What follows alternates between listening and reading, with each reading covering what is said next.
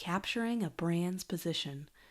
Find ways to rate and quantify certain company characteristics and personalities. So, sure, some of this might be very subjective, but all these exercises can still be valuable in helping you find a style direction. Is it required? Absolutely not. But each activity brings you closer to having definitive reasons for making certain design decisions. So you pick rating scales that pertain to the company, industry, or target market. What's important to them? Client interaction and feedback can be very helpful in gaining valuable insight into the company. Is the company a cleaning company? Would a rating scale that shows where they stand on price? It might be very meaningful when you're doing competitor research. Sharing these scales with a client and discovering where they land on the scales could end up sparking great conversations that can lead you down the path of certain design styles and decisions. So we're going to do a quick example using our Sushi Club, and your scales can be made up depending on the industry. So like I said before, if it's a cleaning company, price would be kind of a really important to show.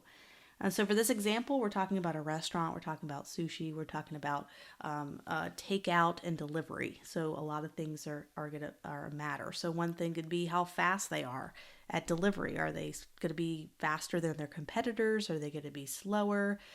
They're not going to be able to find the perfect position on a scale. So some of that is subjective. That's okay. This is just generating conversations and generating ideas so that when we go to the brainstorming process, and we will finally get there, I promise, when we're brainstorming, we have these scales in our head, so price point, where do we fall? Based on what the client's already said, they're not the highest, but they are a little more expensive than average. So I'm going to put them a little bit higher on the price scale. Another thing is talking about our target audience. Do we want to be more masculine, feminine, gender neutral? So that's a really good question. Our user persona happens to be a professional woman, but that one person doesn't represent everybody that could be our target audience. It's just kind of a helpful visual for us. So that could be a client question. Do you want to go more masculine with your design? Do you want to go more feminine? And a lot of these are being challenged today in our new world where, we're challenged to ourselves to be more gender neutral with everything we do. So it's really important. It's a really interesting discussion that you can either have with your client or have with yourself. Kind of figuring out where you think this company would be best suited in terms of that style. I worked for a company that had 100% of their audience were men. So obviously I had a more masculine style. I used grunge. I know I hate it that I use grunge, but hey, the client liked it, and that's kind of what they used. Darker colors, richer colors. That's kind of what I did for them. So you will have some clients that will only target women and only target men, and it's good to know that. Okay, so here's another one is entry level or retired. Where are they professionally? That's a great question for us. Is when are they who's gonna be most interested in delivery? People that don't have a lot of time. So that's going to be probably people that are going to be kind of in between. Some are going to be retired, some are going to be entry level. I would honestly probably put this closer in the middle of kind of a career path, because our user persona, she's in her mid-30s. She's kind of just starting to get some extra income. So style, this is another good one. So you have modern, transitional, and traditional. So transitional is right there in the middle. You're not modern, you're not traditional. A lot of this you can even have in home design and interior design. This is kind of some tags that they like to use. So do you want to go more modern and fresh and simple and clean, or traditional and reserved? And that's exactly what we were trying to figure out with our stylescape and brand presentation.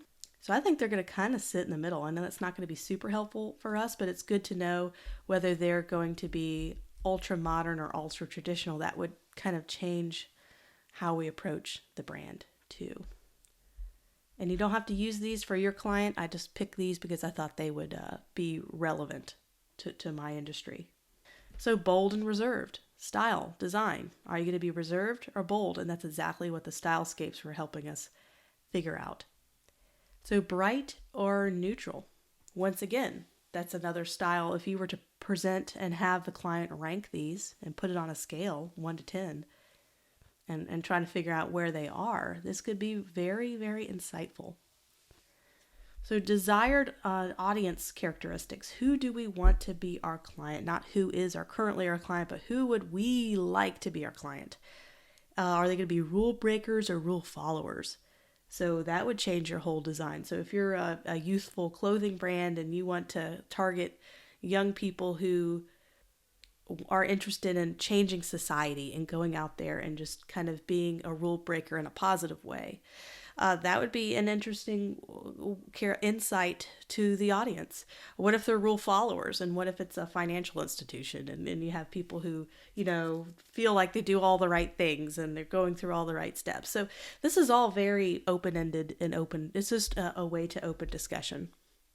So risk takers and risk averse. So that'd be interesting in the financial industry. Are you have risk takers who are going to be getting into investments that are very risky, like cryptocurrencies, or you have people who are risk averse and they are scared to invest in the stock market. How we design using colors and color psychology might really, you're going to get some good ideas of how to approach color too in psychology, and making people feel safe with cooler colors and cool tones for the risk averse, and for the risk takers using some of those bright vibrant greens and oranges. So we even have one for extroverts or introverts. Are these people that are social? Are they kind of keeping to themselves? Well, this is a delivery service, so you might have a little bit of introversion here, but this is just, once again, this is a lot of subjective stuff. But anything helps when coming up with the brainstorming process. Do you have to do this? No. I'm just giving you a set of tools to use. You can choose to use all of these tools. You can choose to use just a handful, whatever you feel like is going to be useful.